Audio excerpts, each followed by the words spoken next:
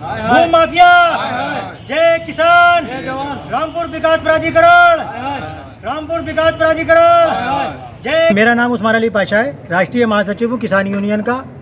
आज एक ज्ञापन तहसील दिवस की अध्यक्षता कर रहे हमारी उप जिलाधिकारी मोनिका सिंह जी को सौंपा है। ज्ञापन में उद्यान तथा कृषि विभाग से किसानों का शोषण बंद कराने, ग्रामीण क्षेत्रों में सड़कों की मानक अनुरूप मरम्मत कराने, श्रेणी 7 जमीनों पर प्लाटिंग बंद कराने, नीम कोटेड यूरिया का प्रयोग प्लाईवुड फैक्ट्रियों में बंद कराने, मीट फैक्ट्री द्वारा कब्रिस्तान और शमशान के आसपास अवशेष डालने को रोकने के संबंध में ज्ञापन सौंपा है। जो पहला बिंदु है उद्यान विभाग का, जिले में किसानों को जो भी योजनाएं मिलती हैं, जो किसानों को लाभ मिलता है, जिस तरह का भी, चाहे उपकरण हो या अन्य तरह से, उसमें 80 से 90% जो किसानों को उसकी सरकारी योजनाओं का लाभ मिलता है वो उद्यान विभाग देता है। लेकिन उद्यान विभाग के अधिकारी और कर्मचारी लगभग उनके पास में 40 से 50 लोग हैं जिनको, जो वहाँ पर उनका मतलब बिचौलिए का काम करते हैं, उनका फर्जी किसानों के नाम से मतलब रजिस्ट्रेशन कराया, उनको लाभ दिलाया, लाभ दिलाने के बाद में और उसका बंदरबांट अधिकारियों ने और कर्मचारियों ने और उन दलालों ने कर लिया। ऐसा लगातार हो रहा है, क्योंकि ज़िले में अगर आप आरटीआई के माध्यम से सूचना लोगे तो हज़ारों लोगों को ड्रिप इरिगेशन का लाभ उद्यान विभाग द्वारा दिया जा चुका है। लेकिन वास्तविक में अगर वास्तविकता जांच नहीं हो तो जाकर मौके पर अगर आप तलाश करोगे तो आपको 10 ड्रिप इरिगेशन पूरे ज़िले में चलती हुई नहीं मिलेंगी।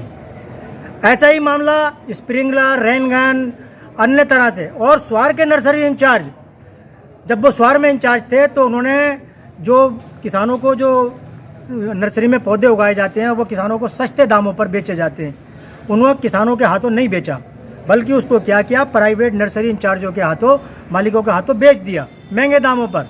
और जब उनसे वहाँ का चार्ज छीना गया और रामपुर का बिसौरवाला का उनको चार्ज दिया गया, तब उन्होंने उस मामले को रफा दफा करने की कोशिश की। लेकिन जब हमने उसकी शिकायतें वगैरह की तो उन्होंने विभाग में जो 7 लाख रुपए का जो पौधे बेचे थे प्राइवेट नर्सरी इंचार्जों के हाथों, उस पैसे को तो विभाग में जमा कर दिया। लेकिन कई बार मांगने के बावजूद भी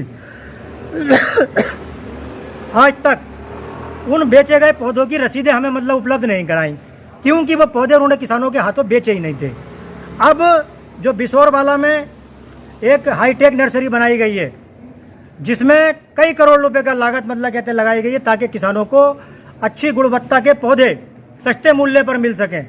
लेकिन उस बिसौरवाला नर्सरी में जो हाईटेक नर्सरी बनाई गई है, एक पौधा वहाँ पर तैयार नहीं किया गया। इसी तरह से किला नर्सरी इंचार्ज के द्वारा भी लगातार मानकों का ध्यान नहीं रखा जा रहा है, घोटालेबाजी की जा रही है। और इसी शिकायत को जब मैंने शिकायत इसकी की तो अलीगढ़ मंडल के जो डिप्टी डायरेक्टर थे वो इसकी जांच करने के लिए आए। उन्होंने मेरे सामने ही मतलब कहते हैं सब चीज़ की जांच की और उसकी रिपोर्ट भी ये दी है कि उन्होंने जो है जिला उद्यान अधिकारी अपने जो दायित्व हैं वो सही से नहीं निभा पा रहे हैं और उसके जो खिलाफ है कार्रवाई की जाए। लेकिन क्योंकि नीचे से लेके ऊपर तक सब भ्रष्ट हैं, अभी तक कोई कार्रवाई नहीं हुई। दूसरा बिंदु, ग्रामीण क्षेत्रों में सड़कों के मरम्मत का कार्य चल रहा है, इस टाइम पे बहुत बड़े पैमाने पर चल रहा है और कोई भी सड़क की मानक अनुरूप मरम्मत नहीं हो रही है। धमोरा से रठोंडा होते हुए एक रोड जाता है जिसमें जिलाधिकारी महोदय द्वारा हमारे शिकायत पर संज्ञान लेते हुए जांच की गई तो उस सड़क की हालत इतनी ख़राब थी कि जिलाधिकारी महोदय द्वारा तुरंत जेसीबी बुलाकर और उस सड़क को खुदवा दिया और कहा कि मानक अनुरूप सड़क बनवाइए।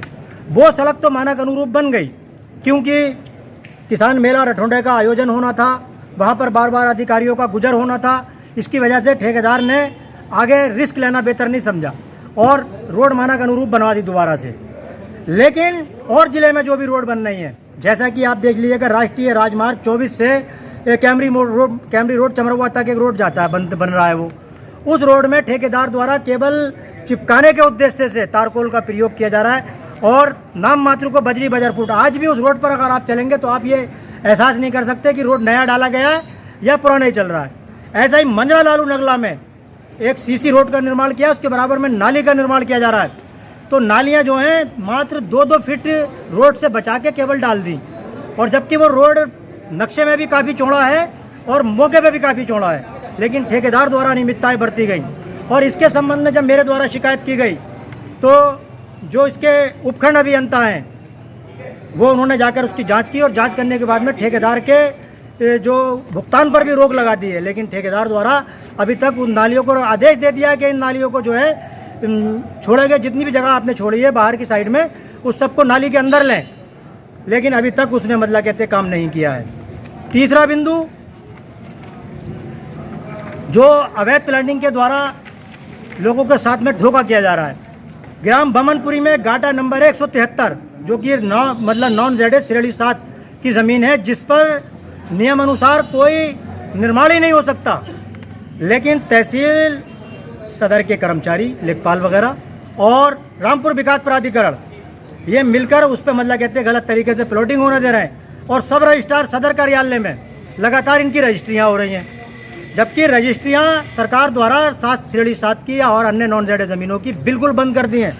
लेकिन संज्ञान में आया कि वहाँ पे कार्यालय में आप 500 से 1000 रुपये प्रति गज दो और रजिस्ट्री करा लो, कोई रोक टोक नहीं है। इसके संबंध में हम लगातार धरने प्रदर्शन करके अधिकारियों को अवगत करा रहे हैं। एसडीएम साहब ने कई बार इसकी जांच करा ली, जांच कराने के बाद में उन्होंने दिया कि हमने जो है कोई भी नॉन जेड ज़मीन की रजिस्ट्री नहीं की है। लेकिन खेल किस तरह से किया जा रहा है, गाटा नंबर दर्शाया ही नहीं जा रहा है, जबकि नियम ये होना चाहिए कि किसी भी ज़मीन की जब रजिस्ट्री हो तो कोई भी 1 इंच ज़मीन पूरे हिंदुस्तान के अंदर ऐसी नहीं है जिसका कोई ना कोई गाटा नंबर ना हो। तो गाटा नंबर दर्शाकर रजिस्ट्री होना चाहिए ताकि उससे पता चल जाए कि ज़मीन जो है किस श्रेणी की है। और अभी आप देखिए मतलब सहकारी विकास संघ, इसकी ज़मीन की मतलब DCDF की ज़मीनों की रजिस्ट्री अभी इस तरह से हुई थी और वहाँ पर एक कॉलोनी विकसित हो गई। अब कहीं ना कहीं जब उस पर मतलब कहते हैं प्रशासनिक अधिकारी कार्रवाई